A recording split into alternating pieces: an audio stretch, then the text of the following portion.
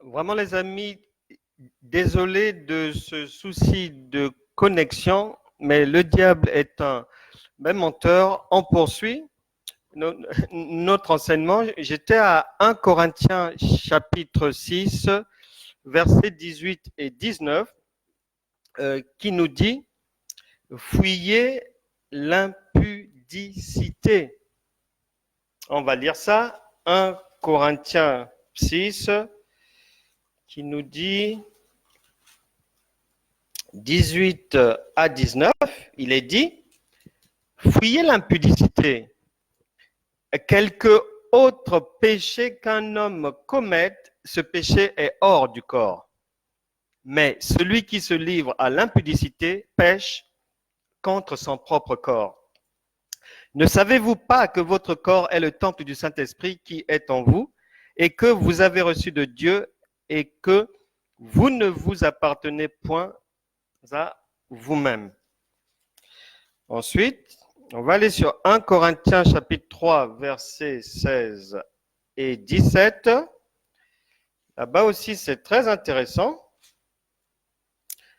16 et 17, il est dit ceci. « Ne savez-vous pas que vous êtes le temple de Dieu et que l'Esprit de Dieu habite en vous?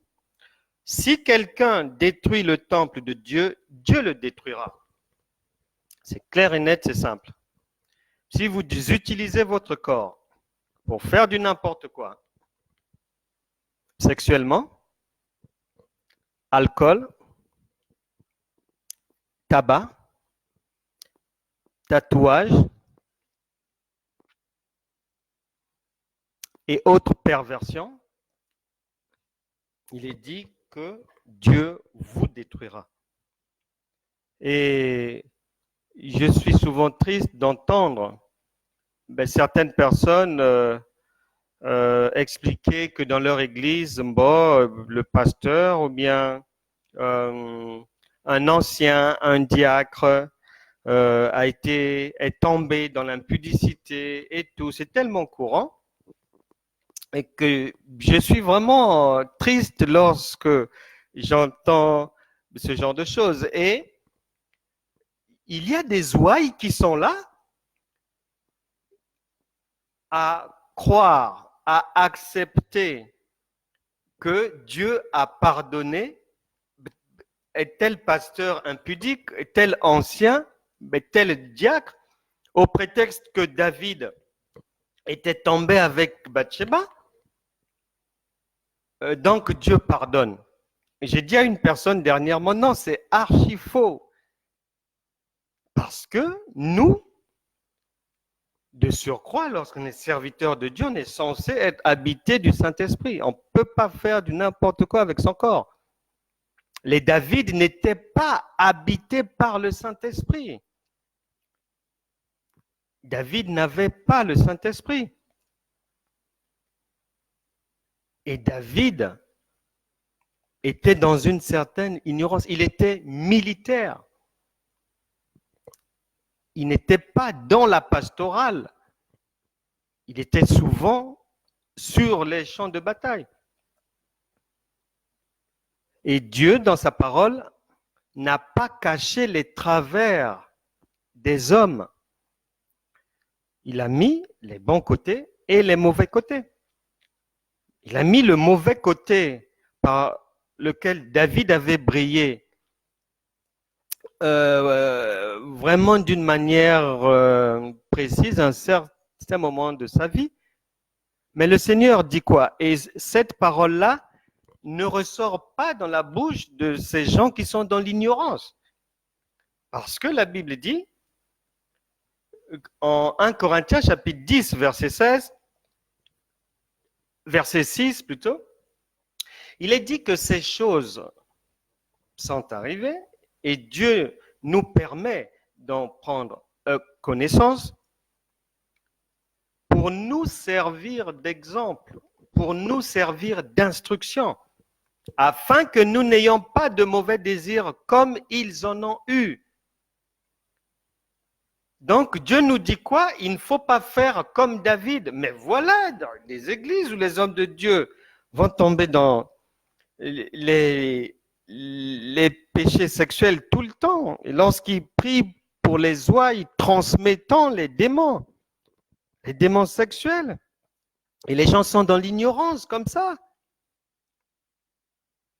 Et il n'y a pas, à partir de la réception du Saint-Esprit, il n'existe pas dans la parole de Dieu. Dieu ne nous a pas révélé l'un de ses serviteurs réellement habité du Saint-Esprit qui est tombé dans des travers sexuels. Ça n'existe pas.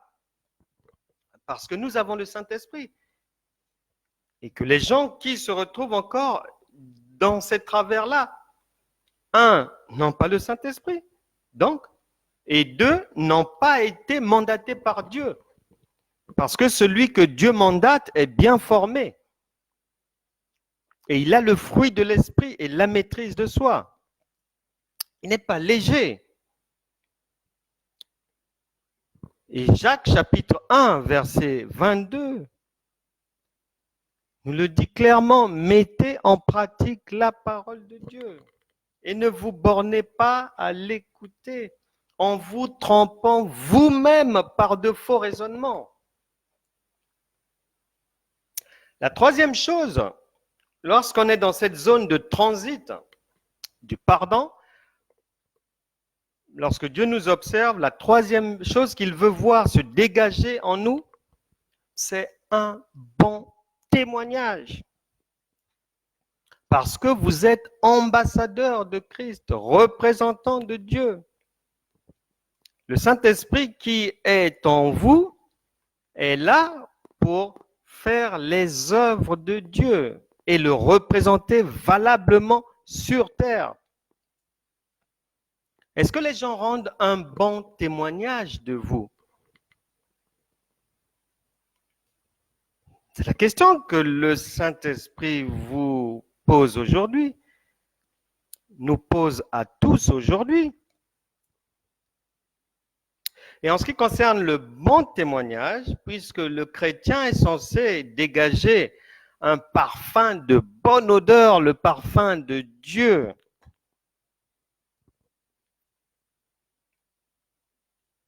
le bon témoignage, Jésus,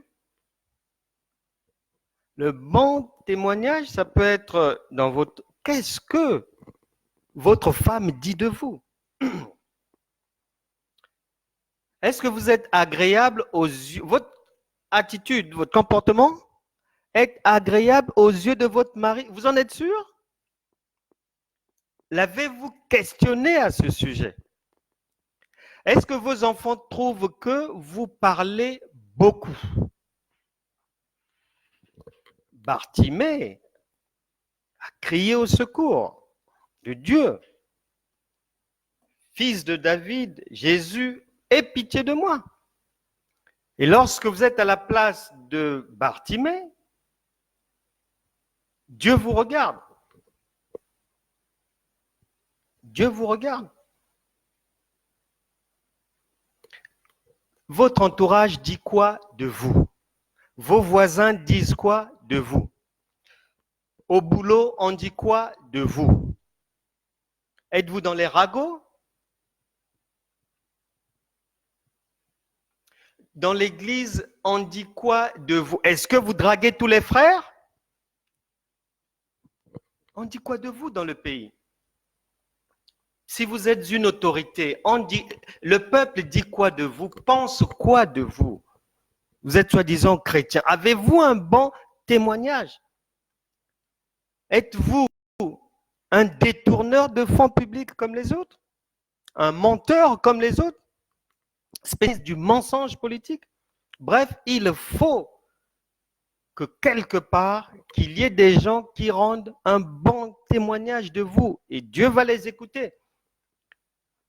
Pas tout le monde, parce que sur terre, quoi que ce soit que vous fassiez, il y aura toujours des gens qui ne seront pas d'accord avec ça, même si c'est bien. Mais cependant, il faut quand même 2 ou 3 personnes ou 4 personnes qui puissent dire que non, nous reconnaissons le doigt de Dieu par là chez ce frère. Nous reconnaissons la touche divine animant cette sœur. Jésus a dit que nul n'est prophète dans sa patrie. Cependant, vous remarquerez que Jésus-Christ est le plus grand prophète de l'humanité. Il a été prophète dans sa patrie. Et son témoignage court jusqu'aujourd'hui. Et nous sommes en réunion ensemble autour de son témoignage. Donc, vous pouvez avoir des adversaires, des ennemis, mais il faudra toujours qu'il y ait quand même, qu'on trouve sur terre aussi, des personnes qui puissent reconnaître en vous la divinité. Et dans la vie de tous les jours, comme Jésus-Christ, qui a dit que nul n'est prophète dans sa patrie, mais lui l'a été, on trouve aussi des gens. Donc vous pouvez, si vous êtes agréable à Dieu, être comme eux. Prenez l'exemple. Nelson Mandela était un grand prophète, un prophète planétaire, honoré sur terre, dans tous les pays, prophète dans sa patrie. On peut citer Thomas Sankara, prophète d'abord dans sa patrie. Robert Nesta Marley, dit Bob Marley, a été aussi un prophète. Et jusqu'à aujourd'hui, son inspiration, je ne parle pas du tabac, ce n'est pas là où je vais, ni de la marijuana, non, je reste sur l'inspiration textuelle et son discours. Et ce discours, jusqu'à aujourd'hui, sert de lampe de lancement à plusieurs luttes des gens qui se battent pour leur émancipation. Wake up, stand up, jusqu'à aujourd'hui. Malcolm X, Gandhi ont été des prophètes. Martin Luther King avait prophétisé qu'il est arrivé au sommet, il a rêvé qu'il est arrivé au sommet. 40 ans après, Obama est venu, Dieu a accompli la prophétie par Barack Obama. Et Luther King est prophète chez lui. On peut encore citer Abu Ammar, connu sous le nom de Yasser Arafat, qui a été prophète dans sa patrie d'abord, avant de s'étendre à travers le monde, et bien d'autres. Donc, il faut qu'il y ait un bon témoignage.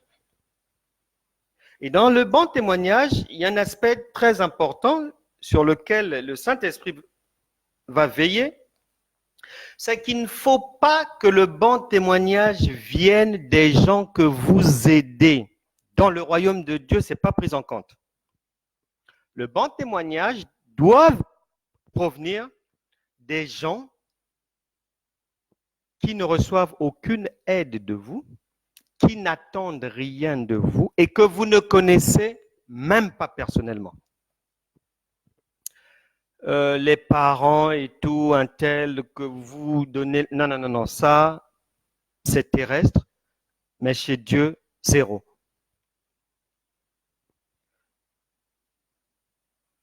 Exemple d'un bon témoignage, celui de Dorcas, de Tabitha Dorcas, Actes des Apôtres, chapitre 9, versets 36 à 43. Vous lirez là-bas. Dorcas meurt et on fait appel à l'apôtre Pierre, qui, lorsqu'il se présente, les gens qui le reçoivent, les dames qui étaient là, vont rendre témoignage de ce qu'était Dorcas, vont supplier Dieu, vont rappeler à Dieu ses œuvres. Et il est dit qu'elles lui montrèrent les tuniques et les vêtements que faisait Dorcas pendant qu'elle était avec elle. Il n'est pas dit les tuniques et les vêtements qu'elle vendait, non. Elle les faisait gratuitement. Si elle les avait vendus, les autres ne pouvaient pas rendre un bon témoignage d'elle parce que tout ce qui est monnayé perd le caractère sacrificiel, divin. Donc, si elle avait vendu les vêtements, Dieu n'aurait pas envoyé l'apôtre Pierre aller la ressusciter. C'est parce qu'elle le faisait gratuitement.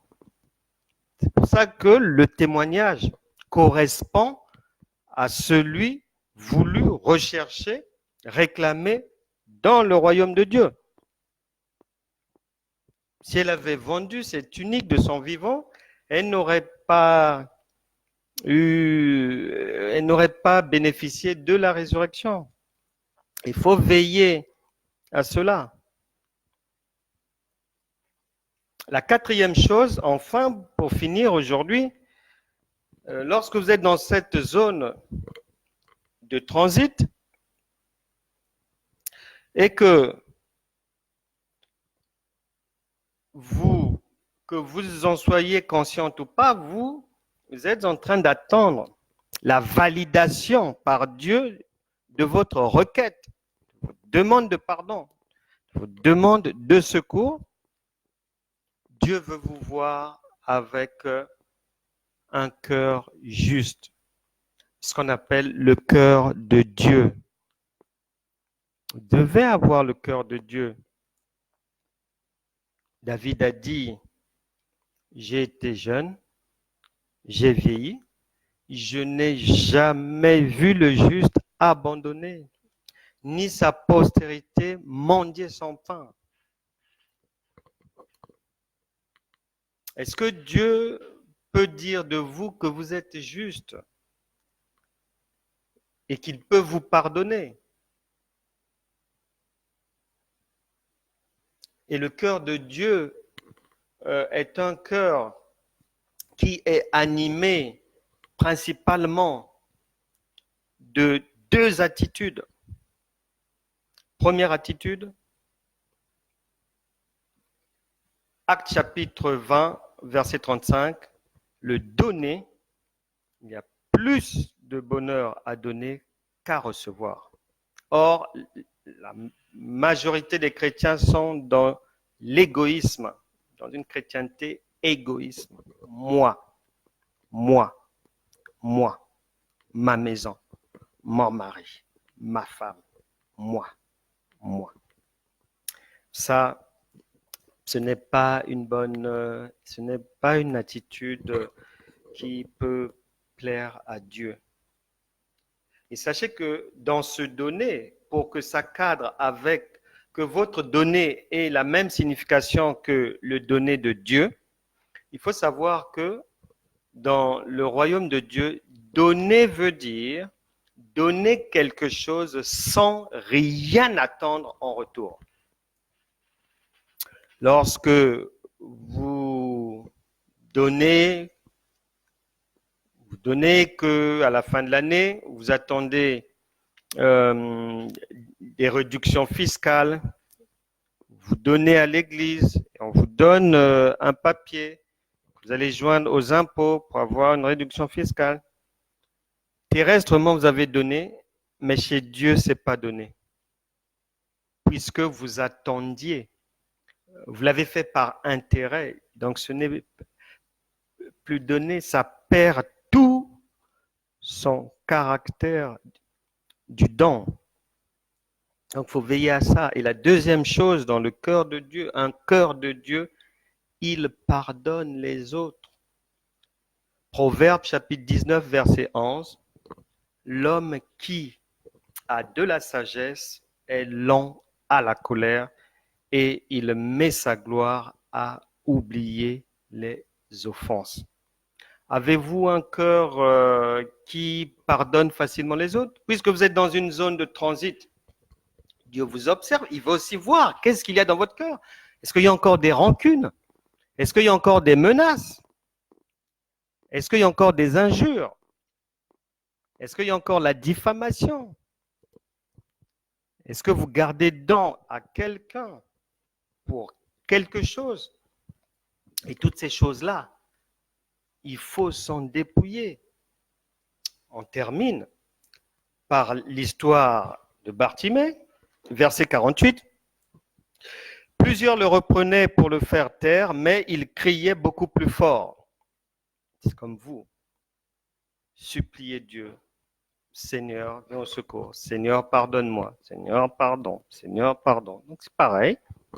Comme lui, il criait beaucoup plus fort. Fils de David, aie pitié de moi. Jésus s'arrêta et dit, appelez-le. Donc le Seigneur vous appelle aujourd'hui. Ils appelèrent l'aveugle en lui disant, prends courage, lève-toi, il t'appelle.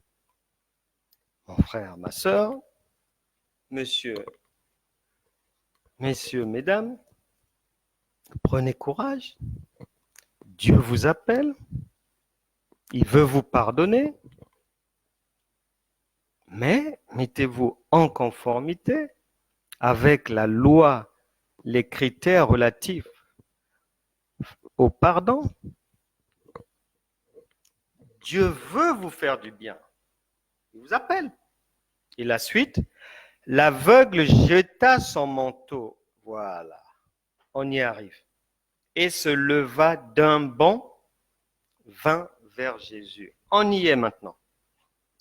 Bartimée, lorsqu'il va vers le Seigneur, lorsque le Seigneur, c'est-à-dire, il a compris que la parole de Dieu l'appelle, il peut accéder à un autre niveau en passant par le pardon.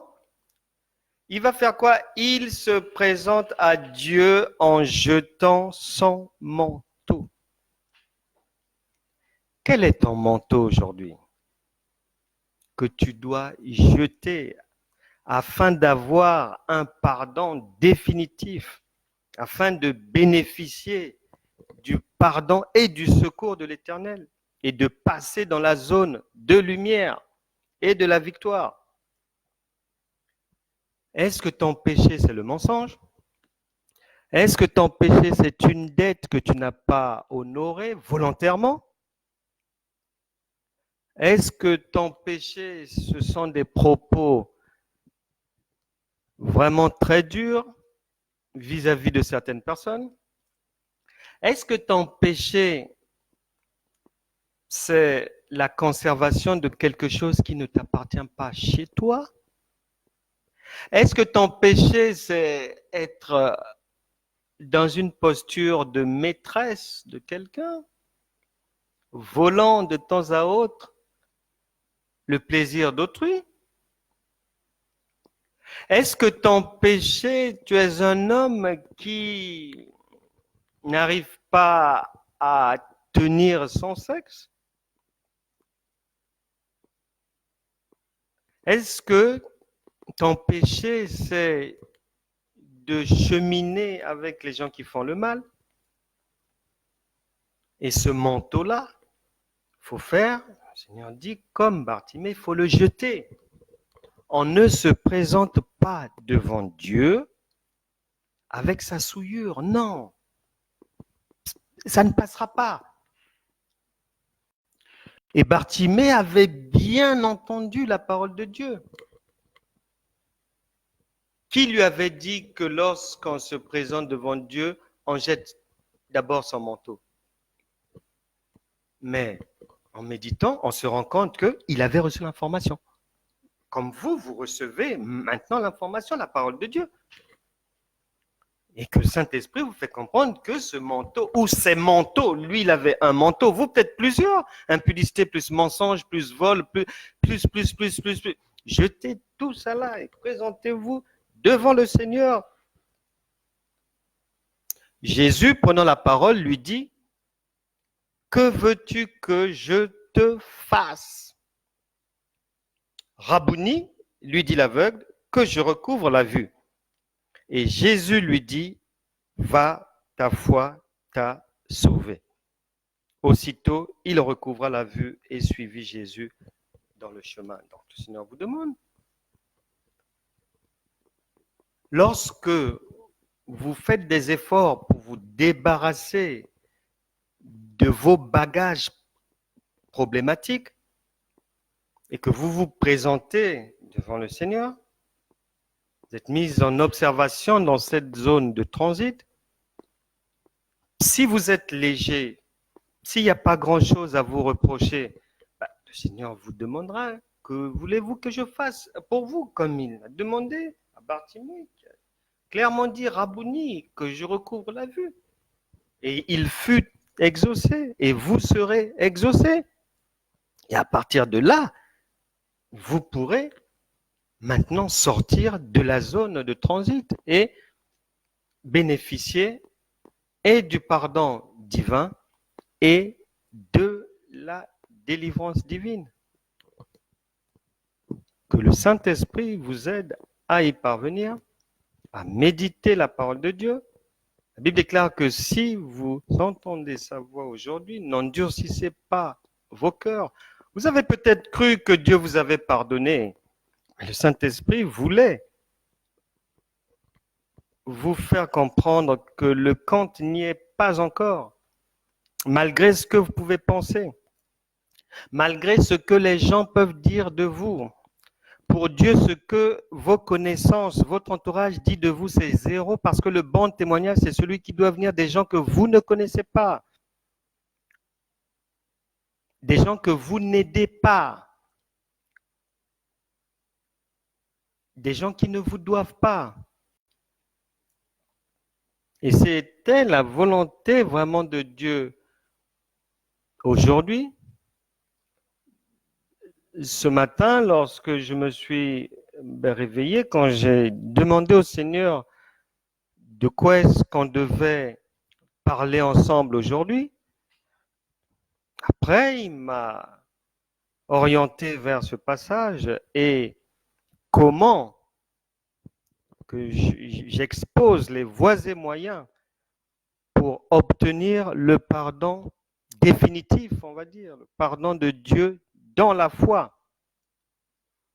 Et donc, pendant que je méditais sur la manière dont Bartimée a été exaucé, comme ça, sans que je ne m'y attende, j'ai reçu un message d'une personne. Il m'a envoyé le message et quand j'ai lu le message, c'était la même chose que ce que j'étais en train de préparer pour vous par la conduite du Saint-Esprit. Donc, le Seigneur confirmait vraiment que votre jour du pardon, votre Yom Kippour, c'est vraiment aujourd'hui. Et le vœu de mon cœur est que vous ne puissiez pas endurcir votre cœur et que vous puissiez vraiment sortir de cette zone d'observation pour enfin bénéficier du pardon de Dieu qui ouvre directement la voie à la guérison, à la consolation, à la délivrance, aux bénédictions, à l'épanouissement, à la réussite, au succès, au progrès. Que Dieu vous bénisse.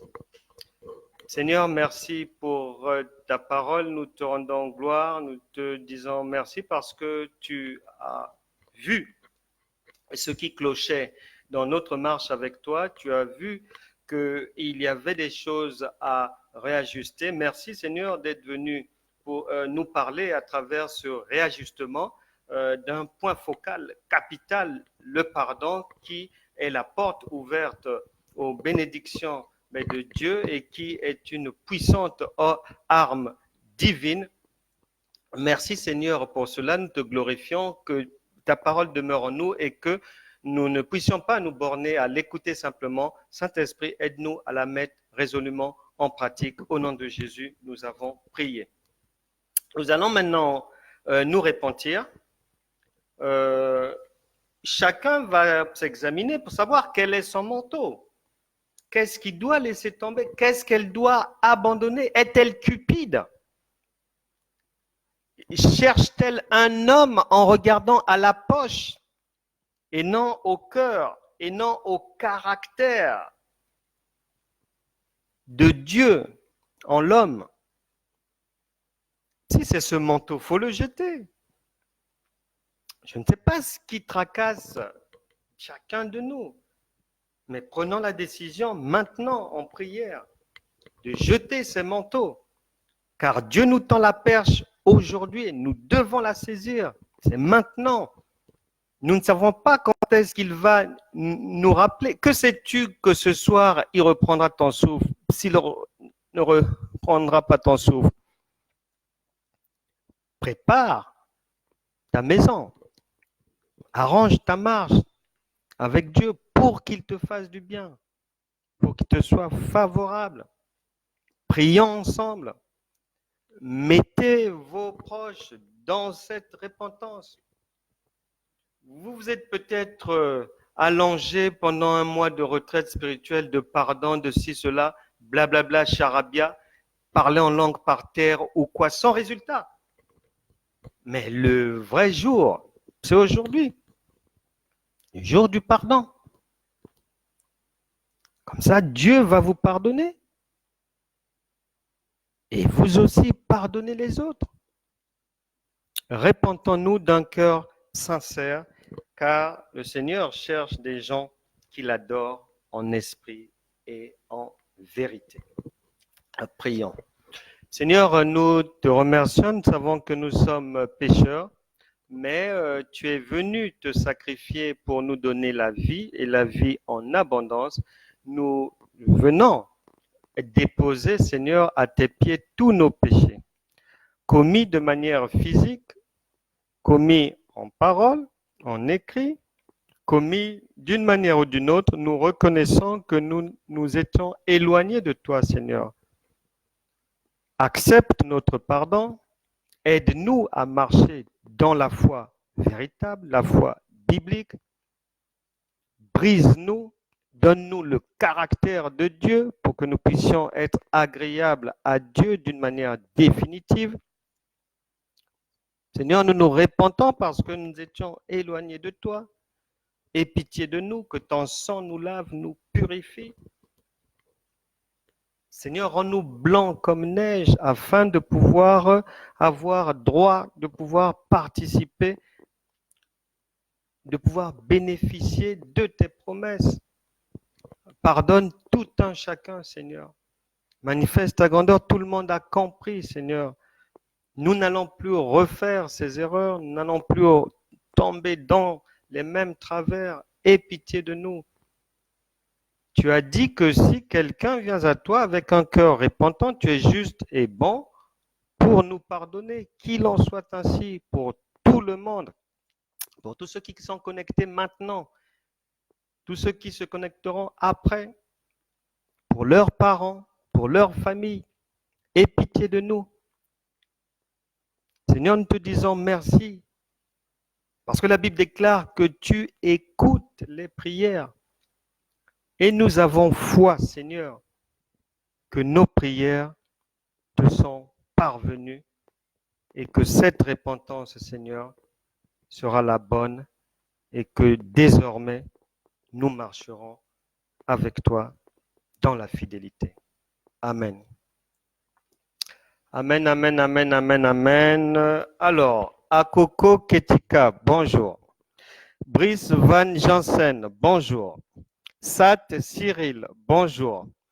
Kalmos Mukwangala, bonjour frère nantais. Flore, bonjour. Constant, bonjour. Nathalie, bonjour. Bonjour à tous, bonjour à Germaine, Apolline, bonjour à Marie, bonjour à tous, que Dieu vous bénisse vraiment. Et sachez que désormais, nous sommes diffusés en simultané sur YouTube et sur la page du site internet. Je vais mettre les liens tout à l'heure en public, donc parce qu'il y a des gens qui ne peuvent que suivre via YouTube ou qui l'avaient demandé. Donc désormais, la diffusion est élargie. Vous n'avez plus d'excuses, vos parents n'ont plus d'excuses, vos amis n'ont plus d'excuses. partagez, partagez, partagez, partagez. Que Dieu vous bénisse vraiment. Mélo Nekel, soit béni au Brésil. Christina Mboala, soit bénie. Edwige Gertrude Ganzia, soit bénie. OPJ Alangas, soit béni. Soyez tous bénis. Vous êtes dans nos prières. Que Dieu vous garde. On se retrouve demain, même place, même heure, 13h, heure de Paris. Au revoir.